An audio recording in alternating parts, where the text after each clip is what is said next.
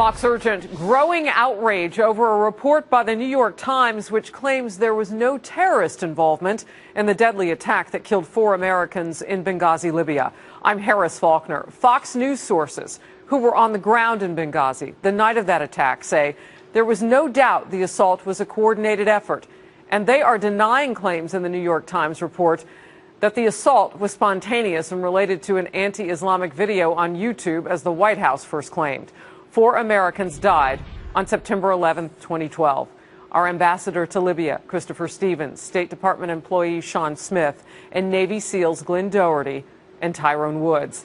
Adam Housley is working the story tonight. He joins us live by phone. And Adam, it seems like this latest report takes the administration's initial line and has really stirred up this community who's been trying to get their story out without losing their jobs.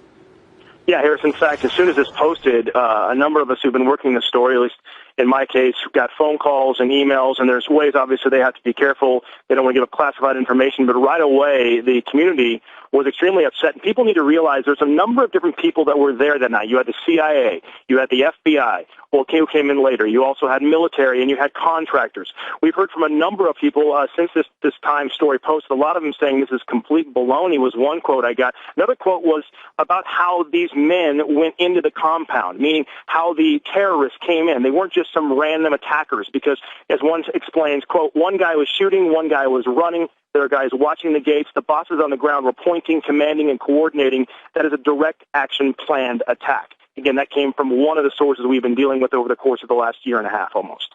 You know, it seems like we're going backward because the reporter who wrote this article, it's part of a book that he's working on, has been saying the same thing since September 12th, the next night last year, that this video, this anti-Islamic video, had something to do with this. So where does the investigation stand right now?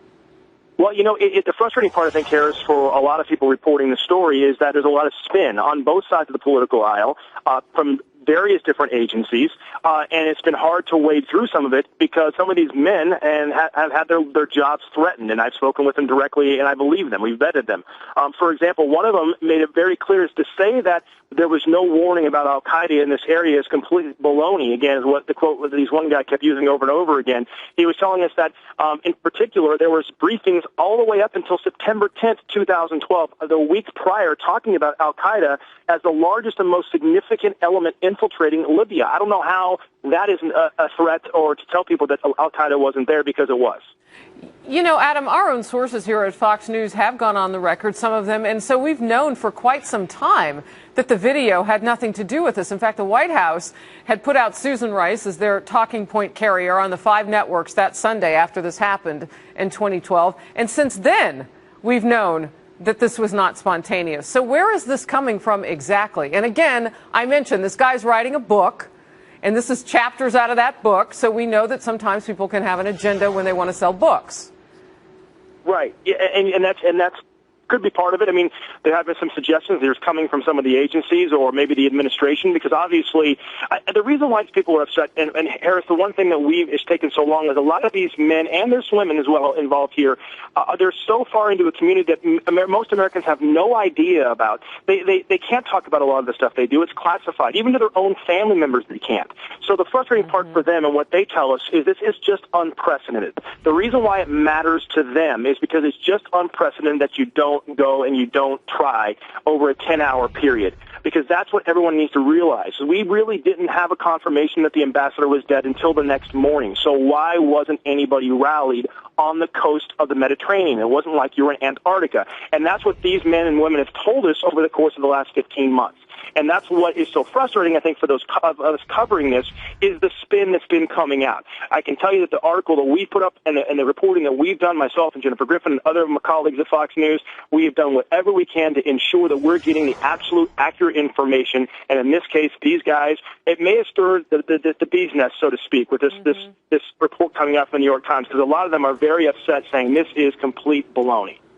Yeah, you know, I want to talk about that real briefly before I let you go in terms of stirring the bee's nest, because if you're sitting and you've been worried about your job and you watch this, when do you put that aside and say, okay, I'm motivated to talk now. I'll go on the record now? Yeah, and here's what I think a lot of Americans don't understand also. A lot of people in this community, they don't make a lot of money until they have a chance to go into the private sector. So they basically work with different agencies as a private contractor, so to speak. That's where they have a chance to make money for their family. That's where all that hard work came for 15 years or so, working in the military or wherever they were, was to be able to become the private contractor. So when you take that ability away, when you threaten to lose those jobs or take away security clearances, that kind of thing, you take away their ability to make a good living that they had worked so hard for. So you have that threat that really takes a lot of people away. And the other thing to keep in mind too is that they have so much information that's classified. They don't want to give up any. They don't want us, while they trust us, they don't want us to give away information that's going to hurt anybody else still doing work over there. Because there are still men and women in harm's way in these agencies. So it's a very difficult situation for these people to be in, and some have been threatened more than with just jobs. And I believe them when they tell us that, because everything they've told us thus far has come true. Some people may be scratching their heads and saying, well, what happened to the old whistleblower, coordination that we have in this country? Has that been talked about among these sources you're speaking with? It has, but again, even some people in Congress aren't allowed to be talked to by some of these members because they're not classified cleared. And so you have to keep that in mind, too. The whistleblower thing, and we had, as you know, we had a special operator on in May who gave us incredible information that, again, has not been disproved in any way thus far. And there hasn't been many others. There's been a few that have gone in front of Congress. There's even been some battles, Paris, within the congressional committee looking into this. Even amongst the Republicans themselves, there's battles. There's a lot of different variables here, and I think that what this article may have done, was it intent to sell books? We don't know. Was it intent to cover the administration or one of the agencies? We don't know what the intent was. I can tell you that a lot of it's wrong from our reporting, and what it did possibly do was, again, stir up the hornet's nest, stir up the bee's nest, where some of these men and women who have been on the fence are like, you know what, okay, enough's enough. This now means we need to come out and let America know as much as we can without putting people in harm's way. And there is still so much to learn, and I want to remind our audience, of course, we've been on this story since the very beginning, and all along we've been telling people, we will get to the bottom of the story. It'll be interesting to see if this is enough to get those sources now to come out of the shadows and talk on camera or on the record. Adam Housley, great reporting tonight. Thank you very much.